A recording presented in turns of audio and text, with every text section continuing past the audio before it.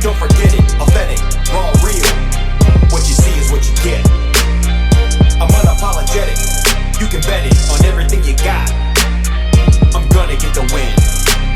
Say it one time. I'm unapologetic, don't forget it, authentic.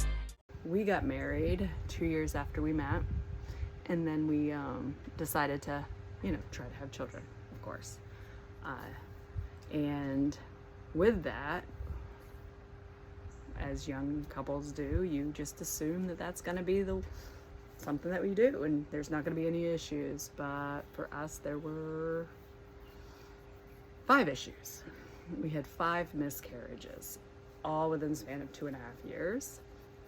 We saw 4 heartbeats. We underwent a lot of tests that came back that we were both perfectly compatible and perfectly healthy. There was nothing wrong with us. And the straw that broke the camel's back was when we went to a specialist, and they were like, wow, it just seems like you're having really bad luck. We can't find any reason that you can't carry to term. And you should just keep trying. Yeah. Telling someone who has had 5 miscarriages to keep trying is very insensitive. The emotional turmoil of those 2.5 years almost broke Derek and I. It did break me. I was depressed. I gained weight. I hated myself. I felt like a failure. I felt that I was letting Derek down as a wife. Why would he want to be with me if he had picked someone else, or he divorced me and went with someone else? Then he could probably have children. And the fact that he is so great with children, like with our nieces and nephews, with freaking strangers.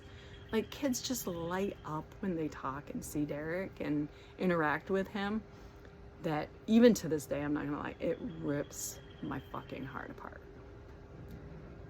And though I've gone through a lot of therapy for it, I'm not gonna lie, that there are points in time, even now, that that I'm angry. I'm real angry. And unfortunately, because, when you're angry, a lot of times the people that are closest to you are the ones that you hurt the most. So while I was so blinded by the hurt and anger and disappointment in myself, I lashed out at my husband, who was not only going through it as well, but he was also trying to be there to support me going through it. And I was a horrible person. I mean, I didn't mean to. What the fuck does that mean, right? Well, not meaning to doesn't mean that you're not doing it. So that's a huge, huge thing that I went through. And then, the other, I guess, the next biggest significant event that is still impactful is my father, who of course raised me and my siblings, passed away 10 years ago this September. He went into the VA hospital. We found out he had lung cancer, and 2 weeks later, to the day, he died.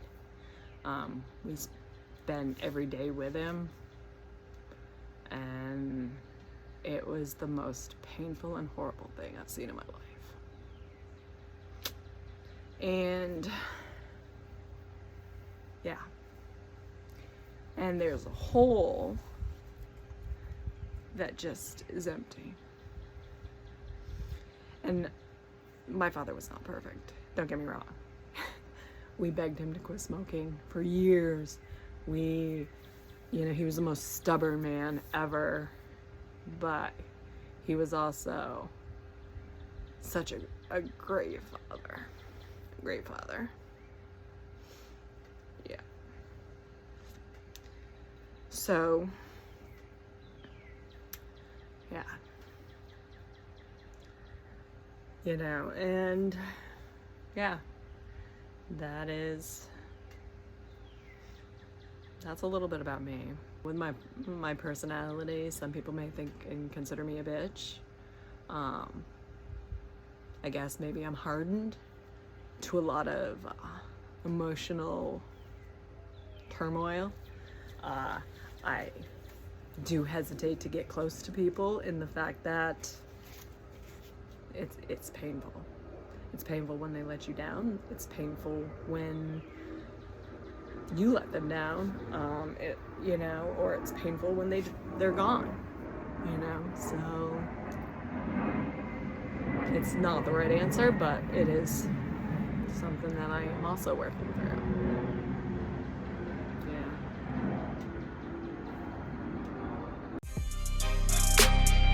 I'm unapologetic. Don't forget it.